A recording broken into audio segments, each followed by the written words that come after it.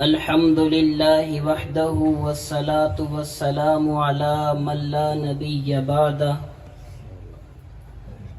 أما بعد فأعوذ بالله من الشيطان الرجيم بسم الله الرحمن الرحيم فإن آمنوا بمثل ما آمنتم به فقد اهتدوا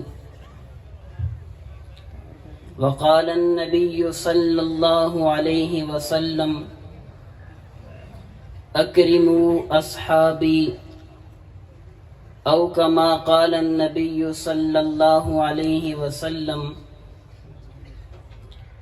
انتہائی واجب الاحترام مسلک اہل سنت والجماعت احناف دیوبند سے تعلق رکھنے والے غیور دوستو، اللہ رب العزت نے مجھے اور آپ کو دین اسلام کی نعمت سے نوازا۔ یہ دین کتنی بڑی نعمت ہے اور یہ کتنے ادوار سے گزر کر آیا، جن واسطوں سے گزر کر آیا وہ لوگ اللہ کے ہاں کتنے محبوب ہیں۔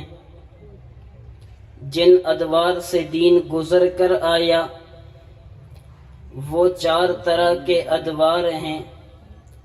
نمبر 1 تکمیل دین، نمبر 2 تمکین دین، نمبر 3 تدوین دین، نمبر 4 تطہیر دین۔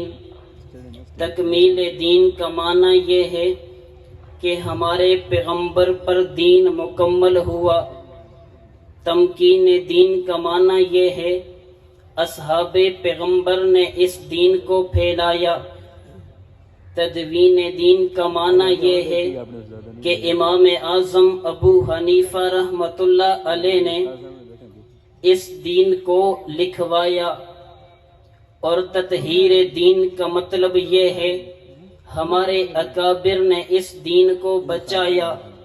میں صرف ایک دور کے لوگوں کا ذکر کروں گا، وہ ہے تمکین دین۔ اصحاب پیغمبر نے اس دین کو دنیا میں پھیلایا۔ میں ان کے حوالے سے بڑے ہی اختصار سے مگر جامعیت کے ساتھ 3 باتیں آپ کے سامنے رکھوں گا۔ نمبر 1 صحابی کسے کہتے ہیں، نمبر 2 صحابہ کے بارے میں ہمارے عقائد کیا ہیں، نمبر 3 صحابہ کی عظمت کی وجہ کیا ہے۔ نمبر 1 صحابی کسے کہتے ہیں؟ علامہ ابن حجر فرماتے ہیں من لقی النبی صلی اللہ علیہ وسلم مؤمنا بہ ومات علی الاسلام، جو ایمان کی حالت میں پیغمبر کی مجلس میں آ جائے اور ایمان کی حالت میں دنیا سے چلا جائے، اسے پیغمبر کا صحابی کہتے ہیں۔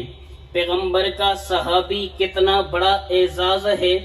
شارح مسلم امام نووی فرماتے ہیں فإن فضیلت الصحبۃ لا یعدلها عمل، کائنات کو ایک ترازو میں رکھ لو، پیغمبر کے صحابی کو دوسری طرف رکھ لو، یہ کائنات مل کر بھی پیغمبر کے صحابی تک نہیں پہنچ سکتی، کیونکہ پیغمبر کا صحابی اسے صحبت نبوت ملی جس سے دنیا عاجز ہے۔ پیغمبر کا صحابی کتنا اعزاز اعزاز ہے۔ میرے حضرت یوں سمجھاتے ہیں لفظ صحابی بظاہر ایک لفظ ہے لیکن اس میں تمام اوصاف پائے جاتے ہیں۔ جیسے آپ نے ایک بندے کو دیکھا یہ نماز پڑھ رہا ہے، آپ نے کہا یہ بندہ نمازی، لیکن اس کا معنی یہ ہے یہ نمازی ہے، جگہ بھی پاک ہے، یہ نمازی ہے، اس کے کپڑے بھی پاک ہیں، یہ نمازی ہے، اس کا بدن بھی پاک ہے۔ آپ نے کہا یہ شخص صحابی ہے۔ صحابی ہونے کا معنی یہ ہے کہ یہ تنقید سے بالا تر بھی ہے، صحابی ہے۔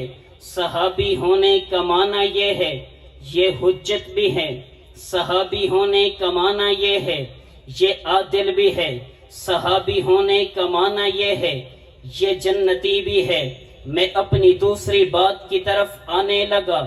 صحابہ کے بارے میں ہمارے عقائد کیا ہیں؟ صحابہ کرام کے حوالے سے ہمارا پہلا اور بنیادی عقیدہ، صحابہ سارے کے سارے مومن ہیں۔ کسی کے ذہن میں سوال آئے گا، کلمہ تو ہم بھی پڑھ کے ایمان لے آتے ہیں، پھر فرق کیا ہے؟ میں نے کہا کلمہ میں اور آپ پڑھیں صرف ہم ایمان والے بنتے ہیں۔ اگر کلمہ نبی کے صحابہ پڑھیں، یہ قیامت تک آنے والوں کے لیے معیار اور آئیڈیل بن جاتے ہیں۔ نبی کے صحابہ کے بارے میں پہلا عقیدہ، امام فخر الدین رازی فرماتے ہیں جب بھی اللہ نے اپنے پیغمبر کو خطاب کیا، مخاطبین اول کو اصحاب پیغمبر کہتے ہیں، جسے سمجھانے کے لیے حکیم الاسلام قاری محمد طیب قاسمی فرماتے ہیں کہ نبی کے صحابہ کیسے رب ذوالجلال نے اپنے پیغمبر کو تشبیہ دی ہے آفتاب فلکیت کے ساتھ۔ ایک آفتاب فلکیت ہے، ایک آفتاب نبوت ہے۔ آفتاب فلکیت سے بھی پوری دنیا فائدہ اٹھاتی ہے، آفتاب نبوت سے بھی امت مستفید ہوتی ہے۔ جس طرح آفتاب فلکیت کی شعاعیں یہ زمین کے پھل پہ پڑتی ہیں، پھل پک جاتا ہے، اسی طرح جب نبوت کی نگاہیں اصحاب پیغمبر پہ پڑتی ہیں، رب کریم کی قسم پھر صحابہ کا ایمان بھی ایسا پختہ ہو جاتا ہے، سمیہ ٹکڑے ٹکڑے ہو جاتی، لیکن پیغمبر کو نہیں چھوڑا۔ زنیرہ نے آنکھیں نکلوا دی، پھر پیغمبر کو نہیں چھوڑا۔ بدر میں 14 کٹ گئے، پھر پیغمبر کو نہیں چھوڑا۔ احد میں 70 کٹ گئے، پھر پیغمبر کو نہیں چھوڑا۔ جنگ یمامہ میں 1200 کٹ گئے، پھر پیغمبر کو نہیں چھوڑا۔ پھر حبیب بن زید کٹ گئے، لیکن پیغمبر کو نہیں چھوڑا۔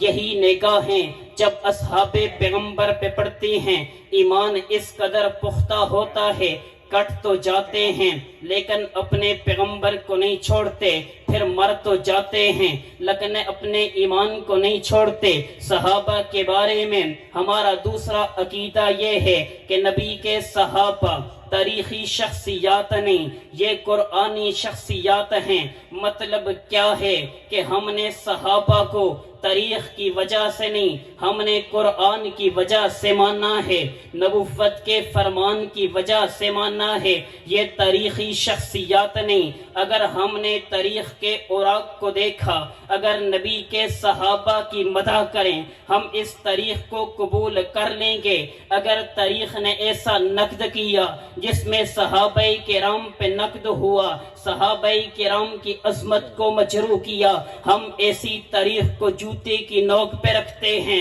کیونکہ ہم نے نبی کے صحابہ کو تاریخ کی وجہ سے نہیں، قرآن کی وجہ سے مانا ہے۔ میرے حضرت بڑا پیاری بات فرماتے ہیں، آپ فرماتے ہیں کہ ایک تاریخ ہے، ایک کتاب اللہ ہے۔ تاریخ لکھنے والے علامہ ذہبی، ابن حجر، تبری والے، تاریخ انسانوں نے لکھی ہے، لیکن کتاب اللہ وہ ہے جسے اتارا خدا نے ہے، اتری مصطفیٰ پہ ہے، لے کے آنے والے جبریل امین ہیں۔ ہم صحابہ کرام کے بارے میں یہ کیسے سوچ سکتے ہیں کہ تاریخ کے اوراق کی وجہ سے اصحاب کرام پہ، صحابہ کرام پہ نقد کریں؟ صحابہ کے بارے میں ہمارا تیسرا عقیدہ، نبی کے صحابہ عادل ہیں۔ عادل ہونے کا معنی یہ ہے، محدثین کی جماعت جب کسی بھی حدیث پہ بات کرتی ہے، کہتی یہ حدیث ٹھیک ہے، یہ حدیث ضعیف ہے، یہ حدیث ٹھیک ہے، اس کا راوی ٹھیک ہے، یہ ضعیف ہے۔ لیکن بات سمجھنا، جب باری صحابہ کی آتی ہے پھر صحابہ پہ قلم رک جاتا ہے، محدثین کی زبانوں سے مدح جاری ہوتی ہے۔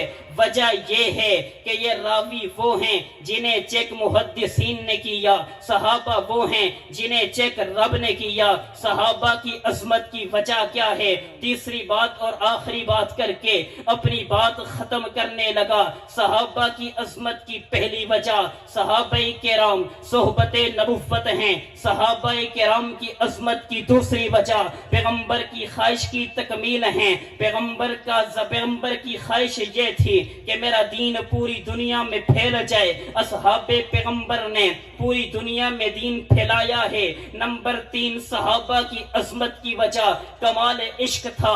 ابو دجانہ نے احد میں تیر کھائے لیکن پیغمبر کا ساتھ نہیں چھوڑا. ارے بدر میں بھی صحابہ نے پیغمبر کا ساتھ نہیں چھوڑا. ارے صحابہ کرام کے لیے حضرت عروہ بن مسعود کو دیکھیے، اللہ کے نبی کے دربار پہ آئے، پھر واپس جا کر بتایا واللہ ان رأیت ملکا قط یعظم اصحابہ ما یعظم اصحاب محمد.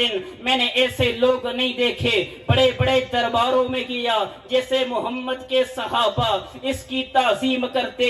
میرے صحابہ کی عظمت کی وجہ یہ ہیں. نقد کرنے والوں سے کہوں گا نقد تمہارے ذمے، جوابات ہمارے ذمے. میرے حضرت دامت برکاتہم نے اس عنوان پر کام کیا. عظمت صحابہ کا تقاضا یہ ہے ہم اصحاب پیغمبر کی عظمت کو بیان کریں، ارے دفاع بھی کریں. میرے حضرت دامت برکاتہم نے حضرت ابو بکر صدیق کتاب لکھ کے 2 حصے حیات و خدمات پیغمبر کے صحابہ کا دفاع کیا. سیدنا فاروق اعظم پہ کتاب لکھ کے میرے پیغمبر کے صحابہ کا دفاع کیا. حضرت امیر معاویہ پہ کتاب لکھ کے میرے پیغمبر کے صحابہ کا دفاع کیا. حضرت حسین پہ کتاب لکھ کے میرے پیغمبر کے صحابہ کا دفاع کیا. حضرت عثمان پہ کتاب لکھ کے پیغمبر کے صحابہ کا دفاع کیا. ازواج مطہرات پہ کتاب لکھ کے پیغمبر کے صحابہ کا دفاع کیا. اور ان قریب چھپ کے آنے والی ہے حضرت علی المرتضیٰ پہ کتاب بھی میرے حضرت نے پیغمبر کے صحابہ کا دفاع کرتے ہوئے بزبان حال یوں کہہ دیا رضینا قسمت الجباری فینا. ہم پیغمبر کے صحابہ کا دفاع کرتے رہیں گے، ہم خدا کی تقسیم پہ راضی ہیں. اعتراض تمہارے ذمے، جوابات ہمارے ذمے. آل سنت کے لوگوں تم بیدار لینا. میرے حضرت یہ اعلان کر رہے ہیں پریشانی کی ضرورت نہیں، میں زندہ رہا میں اصحاب پیغمبر کا دفاع بھی کر جاؤں گا. اگر میں زندہ رہا میری زندگی نے ساتھ دیا احناف کا دفاع بھی کر جاؤں گا. میرے حضرت یہ اعلان کر رہے ہیں میں اپنے اکابر کا دفاع بھی کر جاؤں گا. اور میں ناقدین سے کہوں گا اصحاب پیغمبر پہ اعتراض تمہارے ذمے، تم کرتے جاؤ، لیکن تمہیں یہ پیغام دوں گا اسی کا دنیا میں نام ہوگا. صحابہ کا جو غلام ہوگا، کرے صحابہ سے جو محبت، وہی جہاں کا امام ہوگا. حقیقتوں کا دور ہے یہ، تم اس حقیقت کو یاد رکھنا. جہاں میں شمس و قمر ہی جیسا میرے صحابہ کا نام ہوگا. یہ ممکنات جہاں نہیں ہے گلوں سے خوشبو کو چھین لینا. جہاں نبوت کا ذکر ہوگا وہاں صحابہ کا نام ہوگا. آخر دعوانا الحمدللہ.